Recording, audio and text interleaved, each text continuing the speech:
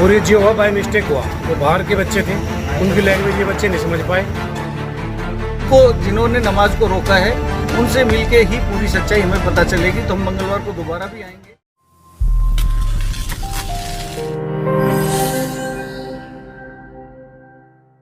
नमस्कार, आप देख रहे हैं हरियाणा वरदान न्यूज। सोहना की जीडी गोयनका यूनिवर्सिटी में नमाज पढ़ने को लेकर हुए छात्रों के विवाद मामले को भले ही यूनिवर्सिटी पर पुलिस प्रशासन द्वारा मामले को दबाने की कोशिश की गई हो, लेकिन यूनिवर्सिटी में छात्रों द्वारा लगाए गए जय श्री राम के नारों की वीडियो सोशल मीडिया पर वायरल होने के बाद जैसे ही खबर को मीडिया द्वारा प्रमुखता के साथ उठाया गया, वैसे ही इस मामले में अब हिंदू सेना और बजरंग दल के लोग मामले की गहनता से जाँच करने के लिए मैदान में उतर गए हैं। जिस कड़ी में शुक्रवार को विश्व हिंदू परिषद और बजरंग दल के पदाधिकारी जीडी गोयनका यूनिवर्सिटी पहुंचे और रजिस्ट्रार से मिलकर सभी बिंदुओं पर विस्तार से चर्चा की, लेकिन रजिस्ट्रार को लिखित शिकायत देने वाले छात्र शुक्रवार को यूनिवर्सिटी में नहीं होने के कारण अगली तारीख व दिन निश्चित किया गया। उस दिन विश्व हिंदू परिषद व बजरंग दल के पदाधिकारी मामले की सच्चाई जानने के लिए छात्रों से बात करेंगे ताकि मामले की असली सच्चाई सामने आ सके। तो रजिस्ट्रार साहब ने तो सीधी सीधी एक ही बात कही है कि ऐसे इस कैंपस में कभी नहीं हुआ, और ये जो हुआ बाय मिस्टेक हुआ, वो बाहर के बच्चे थे, उनकी लैंग्वेज ये बच्चे नहीं समझ पाए,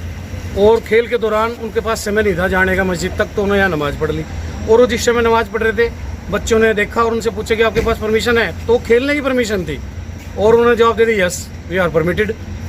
परमिटेड अगर किया है तो खेलने के लिए किया था ना, तो बाय मिस्टेक वो बच्चे इकट्ठे होकर उन्होंने अपना जय श्री राम के नारे लगा के नमाज को रुकवा दिया। ये घटना हुई है, और रजिस्ट्रार साहब ने कहा कि ऐसा कभी हुआ नहीं है और कभी ऐसा होगा नहीं, बट हम चाहते हैं उन बच्चों से मिला जाए, तो इसके लिए मंगलवार का समय रखा गया है। और संज्ञान में ये भी आया था कि वीसी साहब की कहीं साइलेंट सहमति तो नहीं थी इसमें, वो चीज़ें सारी क्लियर हो जाए। एक बार मंगलवार हम लोग आएंगे। आज हम वीसी साहब से जीडी गोयनका यूनिवर्सिटी में मिले हैं, उनसे हमारी बात हुई। माफ़ी चाहूँगा, वीसी साहब नहीं, रजिस्ट्रार साहब थे। उनसे विषय वही जो अभी चल रहा है कि यहाँ एक नमाज के लिए अलग से कक्ष दिया गया है, उस विषय को लेकर विश्व हिंदू परिषद और बजरंग दल के कार्यकर्ता हम इनसे रजिस्ट्रार साहब से मिले हैं, तो उनसे अपनी बात रखी है। तो उन्होंने हमें बताया है कि नहीं ऐसा कुछ नहीं हुआ था, लेकिन प्रशासन हमेशा अपनी बात कहता है। हमने उनसे अनुरोध किया है, जिन बच्चों ने उस चीज़ का विरोध किया है हमें उनसे मिलवाया जाए, तो उन्होंने हमें आश्वासन दिया है कि मंगलवार को आप आ जाइए। मंगलवार को हम उन बच्चों से भी मिलवाएंगे। हमें पूरी तरह पता तभी चलेगा जब हम उन बच्चों का भी पक्ष जान लें, क्योंकि देखिए मेरा संस्थान है तो मैं हमेशा अपने संस्थान का पक्ष रखूँगा।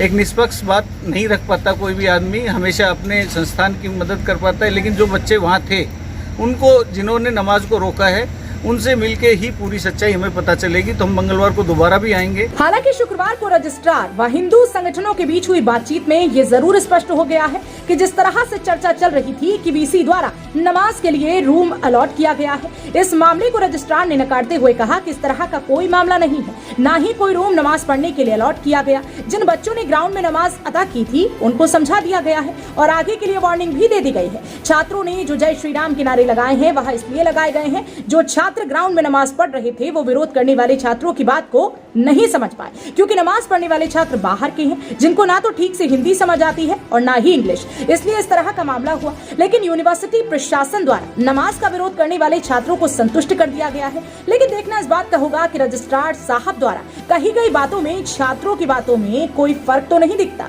हरियाणा वरदान के लिए सोहना से संवाददाता विशाल राघव की रिपोर्ट। देश व प्रदेश की खबरों को सबसे पहले देखने के लिए हरियाणा वरदान चैनल को सब्सक्राइब करें, लाइक करें व शेयर करें।